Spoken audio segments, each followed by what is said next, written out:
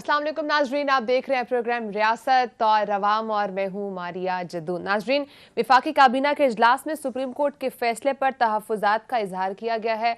इसी हवाले से वज़ीर आज़म शहबाज शरीफ साहब भी कह रहे हैं कि फैसला इंसाफ और हक की बुनियाद पर करना होगा, इम्तियाजी सलूक कबूल नहीं होगा। और वज़ीर आज़म शहबाज शरीफ साहब की ज़ेर सदारत जो विफाकी काबीना के इजलास में शुरा ने सुप्रीम कोर्ट के पंजाब के मुतालिक जो फैसला सामने आया है उस पर भी तशवीश का इजहार किया है। और काबीना ने डिप्टी स्पीकर रूलिंग केस में सुप्रीम कोर्ट का जो फैसला है उसके आने के बाद अदालती इख्तियारात से तजावुज़ पर बहस करने का भी जो है वो फैसला किया है। इस हवाले से भी बातचीत जो है वो की गई आज के इजलास में। और विफाकी काबीना को यह भी ब्रीफ किया गया नाजरीन के 100 मोटो केस और बेंच बनाने का जो इख्तियार है उस पर भी बहस की जानी चाहिए है। और इसी के साथ साथ अगर हम बात करें तो अब सवाल यहाँ पर ये उठ रहा है कि क्या मियाँ शहबाज शरीफ साहब कौमी असम्बली तोड़ सकते हैं या नहीं। नून लीग इस वक्त जो शदीद रद्द-ए-अमल का इजहार कर रही है, उनका नेक्स्ट स्टेप क्या हो सकता है। लीगल एस्पेक्ट से अगर बात की जाए तो लीगली क्या स्टेप ले सकता है उस पर भी प्रोग्राम में नाज़रीन आज हम बात कर रहे होंगे। और इसी के साथ साथ जहां पर वज़ीर आज़म शहबाज शरीफ साहब की बात सामने आई, वहीं पर वफाकी वज़ीर दाखिला की अगर बात की जाए राना सनाउल्लाह साहब की, वो काफ़ी सख्त स्टेटमेंट दे रहे हैं। वो ये कह रहे हैं कि पंजाब में गवर्नर राज लगाने की समरी पर काम जो है वो शुरू कर दिया गया है। और जबकि वो ये भी कह रहे हैं कि नवाज शरीफ साहब मुल्क वापस आकर इंतखाबी मुहिम की क़यादत भी करेंगे। नवाज शरीफ साहब के वापस आने की भी कहीं ना कहीं ये नवीद राना सनाउल्लाह साहब ने सुनाई है, तो उस पर भी हम प्रोग्राम में बात करेंगे कि क्या नवाज शरीफ साहब वापस आ रहे हैं या नहीं। और अब जो सुप्रीम कोर्ट का ये फैसला सामने आया है, इस फैसले के बाद राना सनाउल्लाह साहब जो पंजाब में गवर्नर राज लगाने की धमकी दे रही, महज धमकी है यह वाकई हकीकत है, और अगर ऐसा हो रहा है तो इसके पीछे क्या रीजन है इस पर भी बात करेंगे। मीडिया रिपोर्ट्स के मुताबिक अगर हम बात करें तो मीडिया रिपोर्ट्स ये कह रही है कि नवाज शरीफ साहब जो हैं वो कबल अज़ वक्त इंतखाबात चाह रहे हैं। तो क्या मियाँ मोहम्मद शहबाज शरीफ साहब भी कबल अज़ वक्त इंतखाबात चाहते हैं या नहीं, या यहाँ पर जो इत्तेहादी हुकूमत है वो भी कबल अज़ वक्त इंतखाबात चाहती है या नहीं, उस पर भी बात करेंगे। और उसके साथ साथ जहाँ पर ये नून लीग का रद्द-ए-अमल सामने आया, वहीं पर इसके रद्द-ए-अमल में अगर हम बात करें पाकिस्तान तहरीक इंसाफ के रहनुमा फवाद चौधरी साहब की, तो वो ये कह रहे हैं कि वज़ीर दाखिला की गवर्नर राज लगाने की जो बोंगियां हैं वो शर्मनाक है, उन्होंने इसको गलत करार दिया। और उसके साथ साथ मोहन इस्लाही साहब ये फरमा रहे हैं कि गवर्नर राज के बारे में जो हकमकाना बयान सामने आया है उससे पहले आइन को भी पढ़ लिया जाए तो बेहतर होगा। तो इस वक्त की मुख्तलिफ सिचुएशन है जो इस वक्त चल रही है, खासकर अदालती फैसले के ऊपर इस वक्त मुस्लिम लीग नून काफ़ी बरहम जो है वो दिखाई दे रही है। और उसके बाद से अगर हम देखें तो काफ़ी मुख्तलिफ किस्म की स्टेटमेंट्स जारी की गई हैं, इजलास हुआ। और आज जो कौमी असम्बली के अंदर वज़ीर आज़म शहबाज शरीफ साहब बात की, उन्होंने महंगाई के हवाले से बात की, महंगाई के एस्पेक्ट से बात की कि इंटरनेशनल लेवल पर जो पेट्रोल की या तेल की कीमत जो कम हो रही है वो उनके इख्तियार में नहीं है, क्या पाकिस्तान में भी उसको कम किया जाना चाहिए। तो ये भी एक बहुत बड़ा सवाल है। सब लोग सवाल कर रहे हैं कि अगर मुल्क के वज़ीर आज़म के हाथ में नहीं है ये, या जो मौजूदा हुकूमत है उसके हाथ में तेल की कीमत को बढ़ाना अगर है तो कम करना क्यों नहीं है। तो ये बहुत बड़ा सवाल इस वक्त आवाम भी कर रही है, उस पर भी हम प्रोग्राम में बात करेंगे। और उसके साथ साथ जो कल सुप्रीम कोर्ट का फैसला है, एक तरफ तो लीगल जो एस्पेक्ट है उस पर बात करेंगे, लेकिन जो सियासी एस्पेक्ट है नून को कितना जो है वो ओवरऑल सियासी एस्पेक्ट से कितना नुकसान हुआ है उस पर भी प्रोग्राम में आज हम बात करेंगे। यहाँ पर नाज़रीन ब्रेक का टाइम है, ब्रेक के बाद हम 1 बाय 1 इन तमाम इश्यूज पर बात करेंगे। गेस्ट भी हमारे साथ मौजूद होंगे ब्रेक के बाद, तो आप लोगों ने कहीं जाना नहीं है, साथ ही रहिएगा।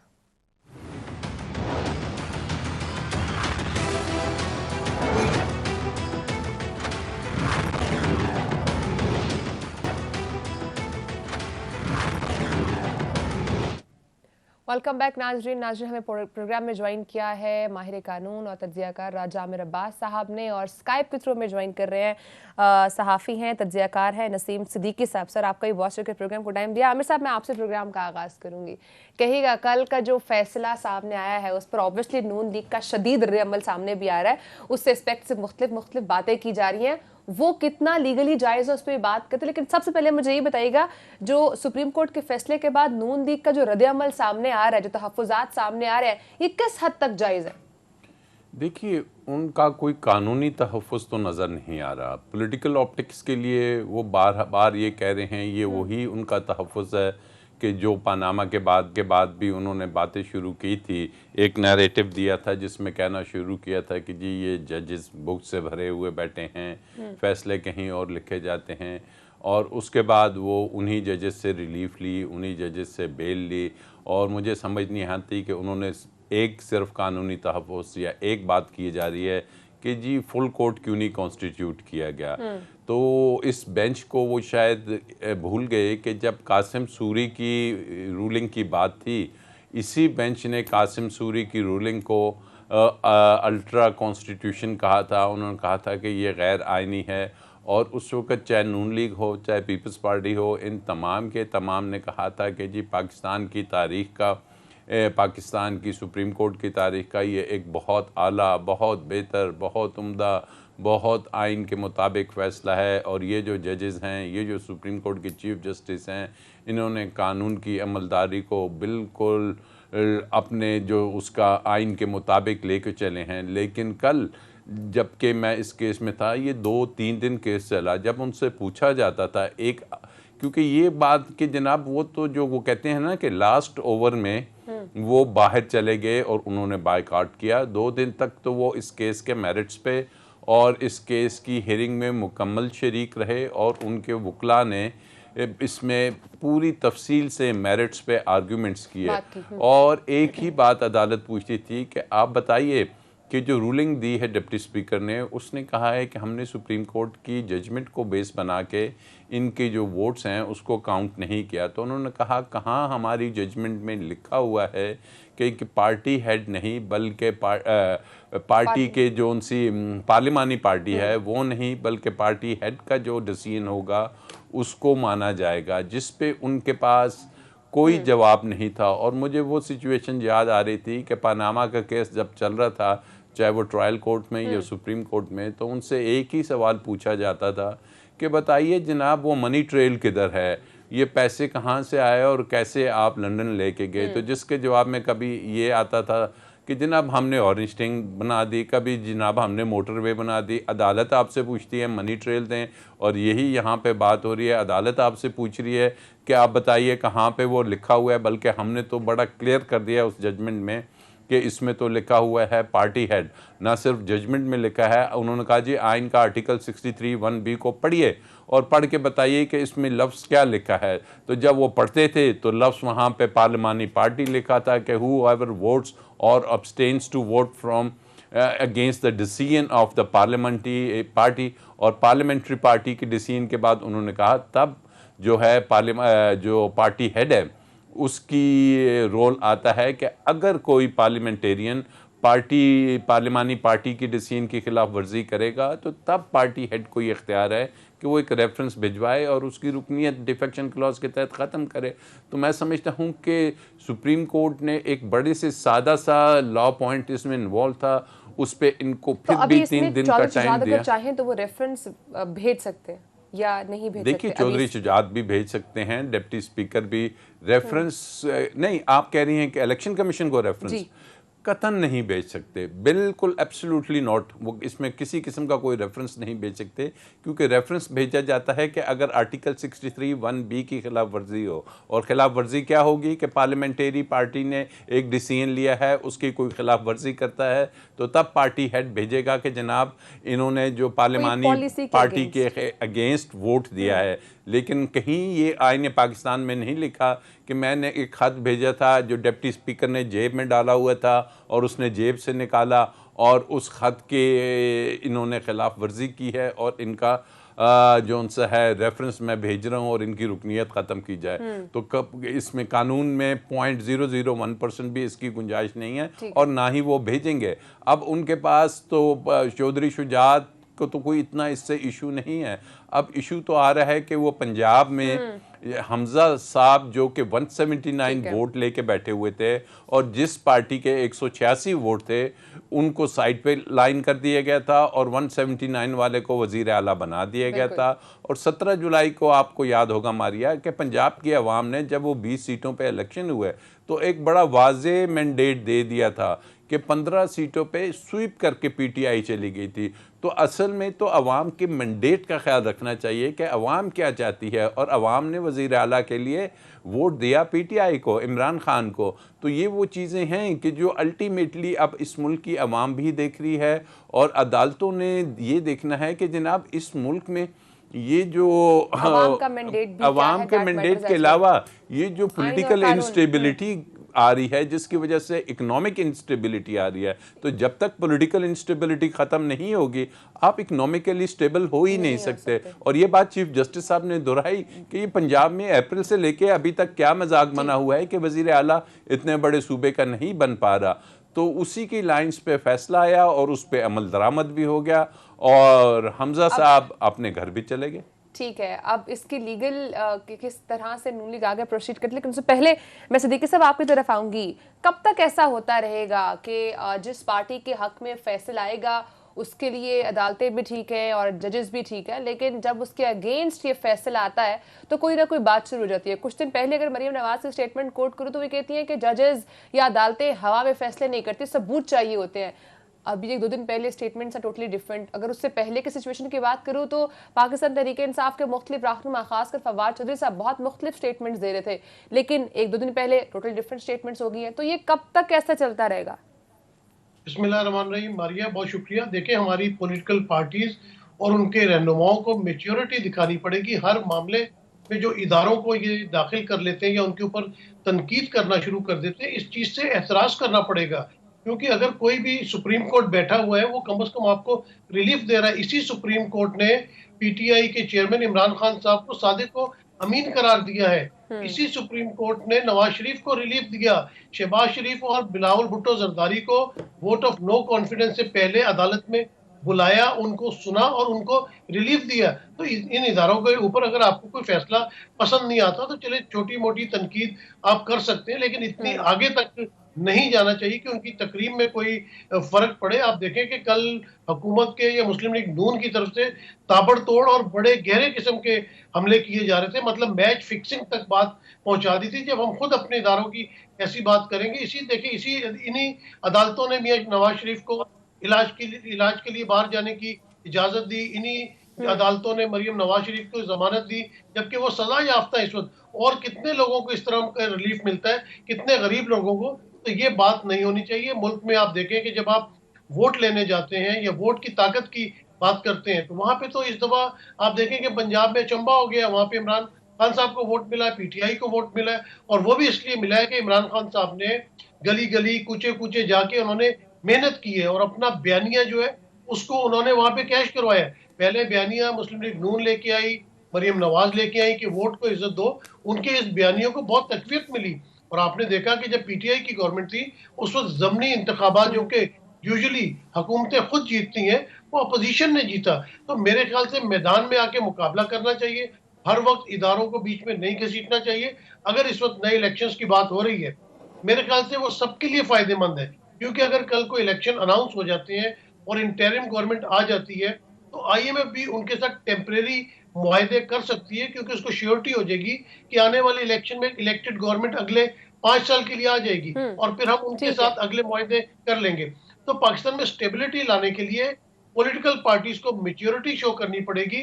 ये जो धमकियां दी जा रही हैं कि जी हम गवर्नर राज लगा देंगे, इस तरह की चीजों से बाहर निकलना चाहिए। आप अपनी लड़ाई असेंबली के अंदर लड़े और आवाम को जो है वो कोई रिलीफ मिलना चाहिए। जी मारिया।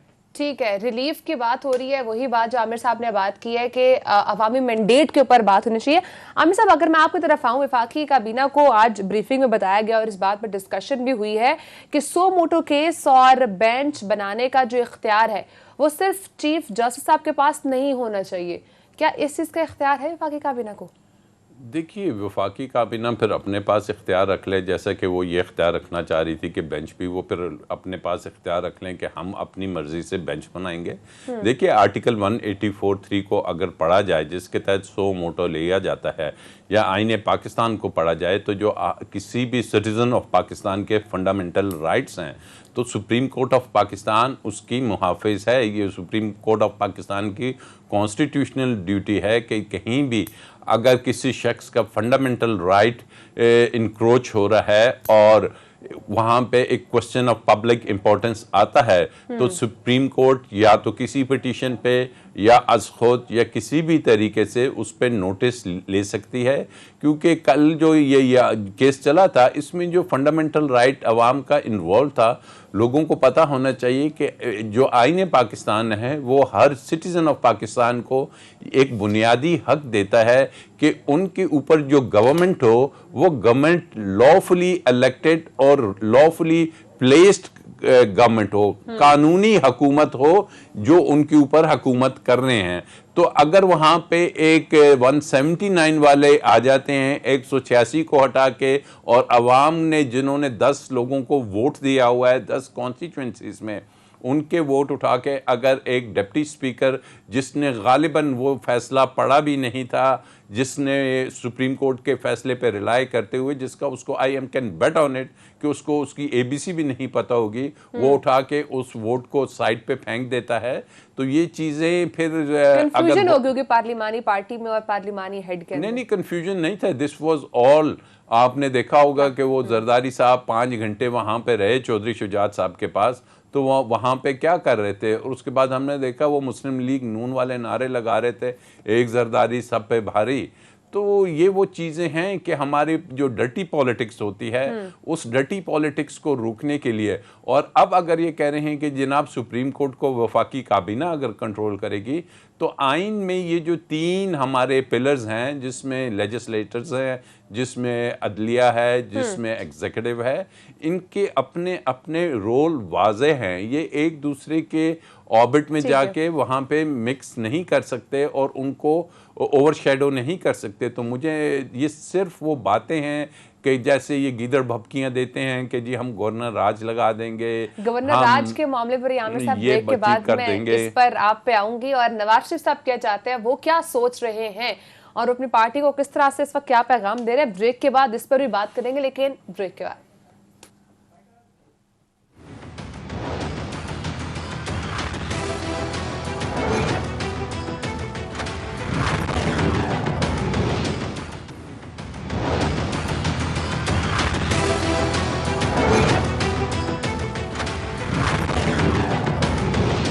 वेलकम बैक नाजरीन हमारे साथ मौजूद हैं राजा आमिर अब्बास साहब, माहिर कानून है, और हमारे साथ मौजूद है नसीम सिद्दीकी साहब, सहाफ़ी तज्ज़ियाकार है, उनसे भी बात करेंगे हम।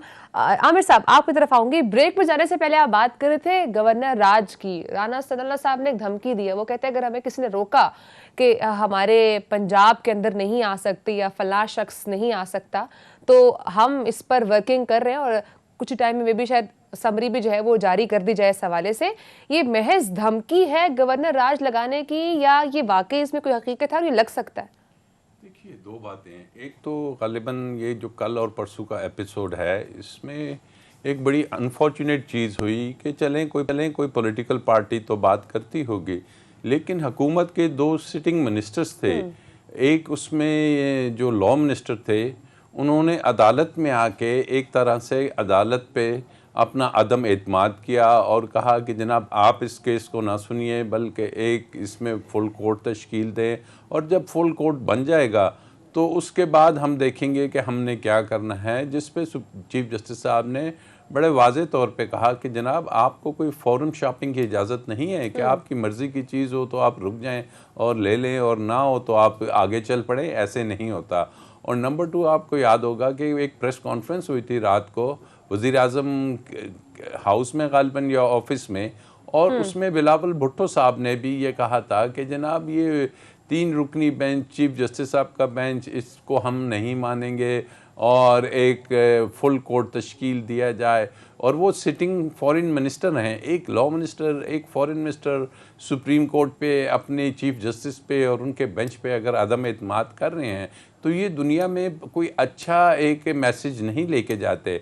और इसी तरीके से अब अगर जो आपके इंटीरियर मिनिस्टर हैं, वो अगर ये स्टेटमेंट देते हैं कि जनाब हम पंजाब में चूँकि सुप्रीम कोर्ट ने एक फ़ैसला दे दिया, चूँकि वहाँ पे हुकूमत जौन सी है वो पीटीआई की या चौधरी साहब की आ गई है, तो अब हम वहाँ पे गवर्नर राज लाएंगे और हम जो सुप्रीम कोर्ट का है इसके फ़ैसले को एक तरीके से हम इसको इम्प्लीमेंट नहीं करेंगे और हम इसकी खिलाफ वर्जी करेंगे। और नंबर 2, जो गवर्नर राज है वो ऐसी गीदड़ भभकियों से नहीं लगते। गवर्नर राज के लिए आईन पाकिस्तान में सर्टेन कंडीशंस हैं कि अगर वो हालात आ जाएं तब जाके गवर्नर राज की तरफ जाया जाता है। तो कोई, मैं समझता हूँ कि अभी तो फेडरल कैबिनेट भी नहीं बनी, तो ये कैसे कह सकते हैं कि वहाँ पे हुकूमत जौन सी है वो आइन के मुताबिक काम नहीं कर रही। अभी तक तो हुकूमत ने स्टार्ट भी नहीं किया। और ये गवर्नर राज की बात करते हैं कि जो कि मेलाफाइडीज है और जिसको सस्टेन नहीं किया जा सकता। और ये भूल रहे हैं शायद कि गवर्नर राज लगाने के लिए जो समरी ये होती है वो सदर ममलिकत ने साइन करनी होती है। और सदर ममलिकत अगर वापस भेजते हैं फिर दोबारा वापस भेजते हैं और उसमें महीने 2 लग जाते हैं, तो काहे का ये गवर्नर राज लगाएंगे। तो ये सिर्फ़ और सिर्फ एक पॉलिटिकल इनकी गिमिक्स हैं, पॉलिटिकल एक नैरेटिव है, ऑप्टिक्स है, जिसके आवाम को बताने के लिए और तो इनके पास कुछ नहीं। आवाम को ये बताएं कि जनाब हम फेडरल गवर्नमेंट हैं, हम तो कोई आपको रिलीफ दे रहे हैं। हम कोई बिजली के बिलों में आपने देखा इस महीने का अगर आप उठा के देख लें तो इतने ज़्यादा बिल्स आ रहे हैं। पेट्रोलियम को देख लें, महंगाई को देख लें, तो चूंकि उस तरफ पर तो आज शहबाज शरीफ साहब कह रहे हैं कि मैं बेबस हूँ, मेरे कंट्रोल में इतनी चीजें नहीं है। बहरहाल गवर्नर राज के हवाले से सिद्दीकी साहब, मैं अगर आपकी तरफ आऊं, एक तो मुझे बताइएगा ये महज धमकी है या वाकई में हुकूमत जो है वो सोच सकते हैं। बाकी हुकूमत की बात की जाए तो इस वक्त पंजाब में, KPK में, गिलगित में, कश्मीर में तो इमरान खान साहब हुकूमत कर रहे हैं, तो वफाकी हुकूमत कैसे चलेगी, इस्लामाबाद की हुकूमत? देखिए मारिया, अगर राना सनाउल्लाह ने कहा कि हम गवर्नर राज लगा देंगे, उसके बजाय अगर वो कहते हैं कि मैं पंजाब नहीं जाऊंगा, तो यार ये बात ज्यादा पॉपुलर हो जाती है कि मैं पंजाब नहीं जाऊंगा।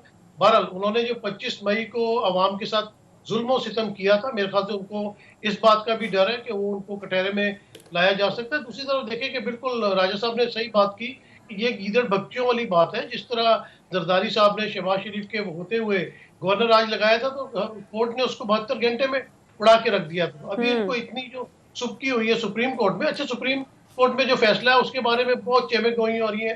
टीवी प्रोग्राम में भी बड़ा जिक्र हो रहा है कि जी इमरान खान के लेटर को फौकियत दी गई। ये टोटल डिफरेंट केस है। देखिए, जब एक पार्लियामेंट्री पार्टी होती है, ये मैं आवाम की जो है बेहतरी के लिए बता रहा हूँ, जो पार्लियामेंट्री एक फैसला करती है उसको पार्लियामेंट्री जो प्रेसिडेंट होता है पार्टी का वो उसको एंडोर्स करता है। यहाँ पे टोटल मुख्तलिफ बात थी। एक तो ये रन ऑफ इलेक्शन था, यानी कि ये सेकंड इनिंग्स थी। तो जो पहली इनिंग्स में कप्तान और टीम अनाउंस कर दी गई थी उसी ने सेकंड इनिंग्स खेलनी, उस पर चौधरी शुजात साहब ने कभी भी कोई एतराज नहीं किया।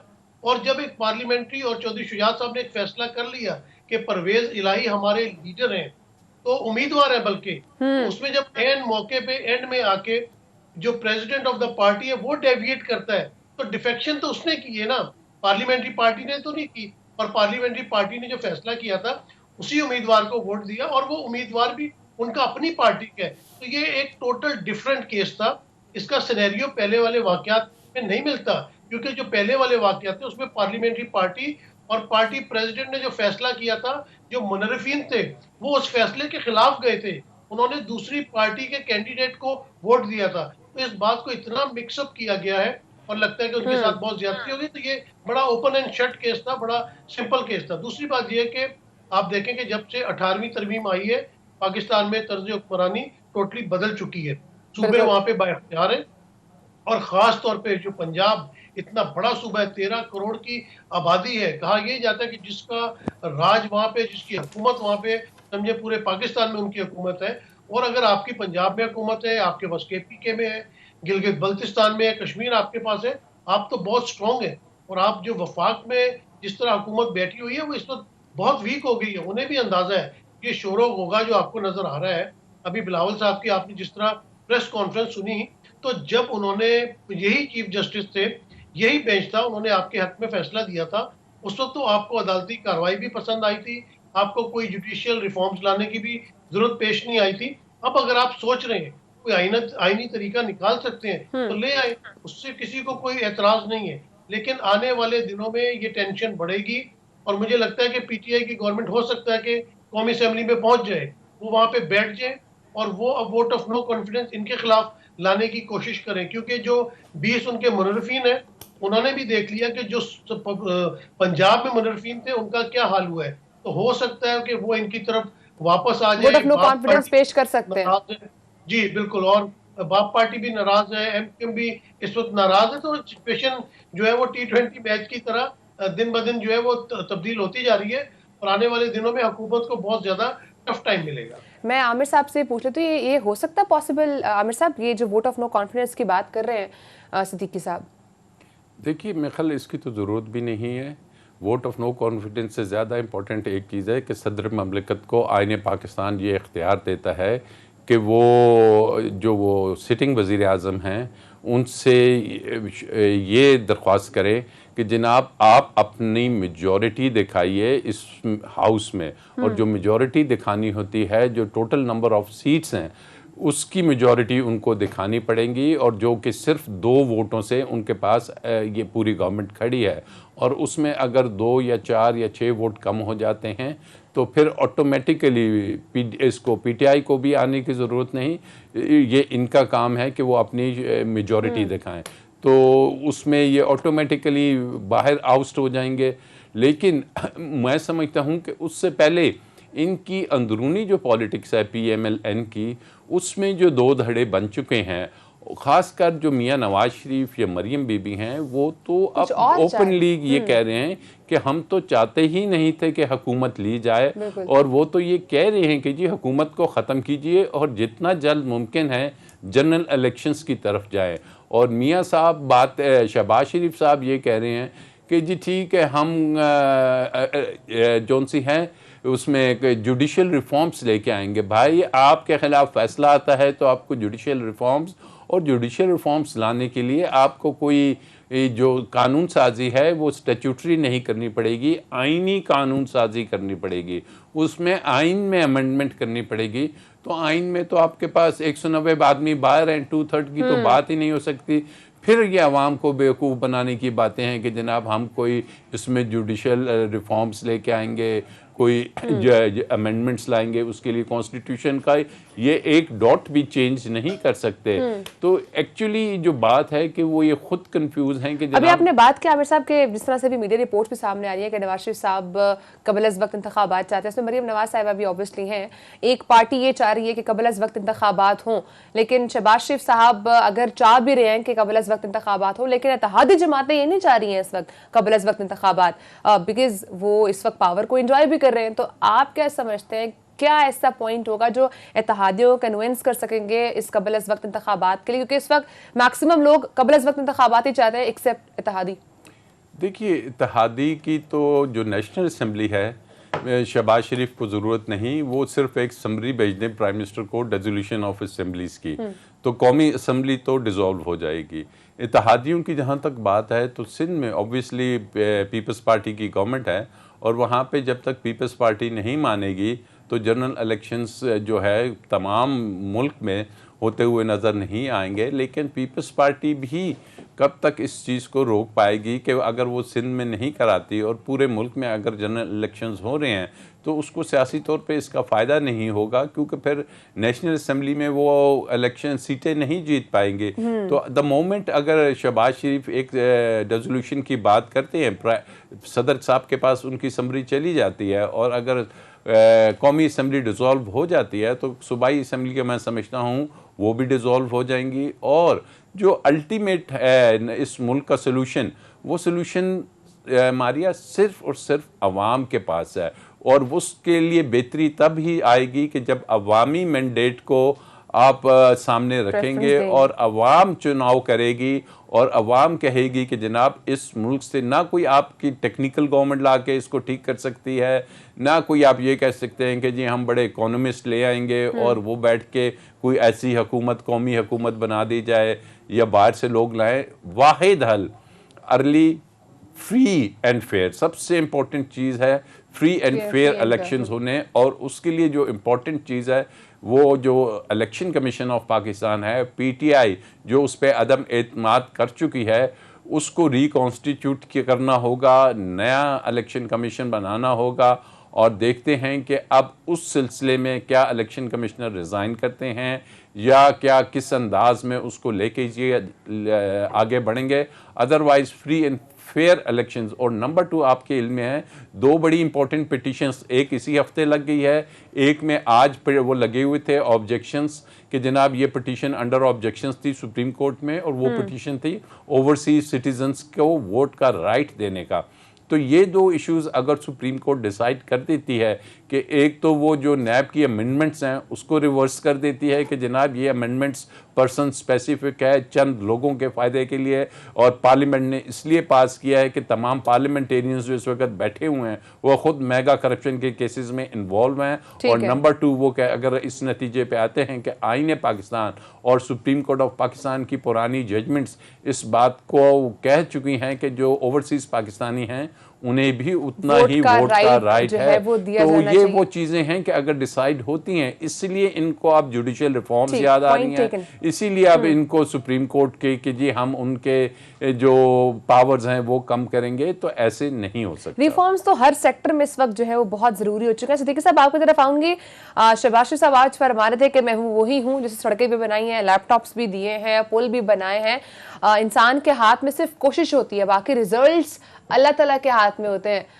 बेबसी जाहिर कर दी है उन्होंने। तो आप ये देखें कि अगर पंजाब की बात आती है, इनकी वफाक में हुकूमत रही है, पंजाब में 10 साल वजीर आला रहे हैं, पुल की बात करते हैं, सड़कों की बात करते हैं, जो बेसिक नेसेसिटीज है। कोई ऐसा हॉस्पिटल बताएं कि इन्होंने जो हेल्थ के अंदर क्या रिफॉर्म्स लेके आए थे, कि खुद जो इलाज कराने के लिए बाहर जाना पड़ता है, एजुकेशन में ये क्या रिफॉर्म्स लेके आए इन्होंने। अरबों रुपया जो है वो सस्ती रोटी दानिश स्कूल में झोंक दिया। तो मेरा मतलब कि लाहौर की चंद एक सड़कें बना देनी, ब्रिजेस बना देने। दानिश स्कूल भी तो जरूरी है ना, एजुकेशन भी इस मुल्क के लिए जरूरी है। नहीं देखिए, बड़ी अच्छी बात है, लेकिन दानिश स्कूल का हशर क्या हुआ आपको पता है? इतना बजट उसमें झोंक दिया गया और उसका रिजल्ट जो है वो 0 है। तो कौम के पैसे बर्बाद कर देने और सिर्फ चंद एक चीजों को शो करके ये शो करना कि हमने बहुत काम किए, कि अगर जितने जो इस वक्त मुल्क के हालात पहुंचे हुए किसने पहुंचाए हैं? जो साबका हुक्मरान थे, जितने अरसे से पाकिस्तान 75 साल पहले आजाद हुआ है, आपका हमसाया मुल्क भी उसी वक्त आजाद हुआ था, उसकी आप देखें कि फॉरेन रिजर्व्स कितने, किस तरह उनकी जमहूरियत पनप रही है। उसके बाद ईस्ट पाकिस्तान जो होता था हमारा बांग्लादेश है, उसकी आप इकोनॉमी देख लें कहाँ जा रही है। तो हमारे मुल्क में जो इतना खूबसूरत मुल्क है, दुनिया का बेहतरीन मुल्क है, हर चीज यहाँ पे मौजूद है, क्या वजह है कि वो तरक्की नहीं कर पा रहा? आवाम इतनी मेहनती है, कोशिश भी करती है, ओवरसीज आप देखें कि कितनी मेहनत करती है, अपना रेमिटेंसेस पाकिस्तान भेजते हैं, तो उसका जिम्मेदार कौन है? जिम्मेदार यही लोग हैं जो इतने अरसे से मुल्क के ऊपर काबिज हुए लेकिन रिजल्ट नहीं लेके आ रहे, एक दूसरे के ऊपर डाल देते हैं, इदारों को ये चलने नहीं देते। अब देखें कि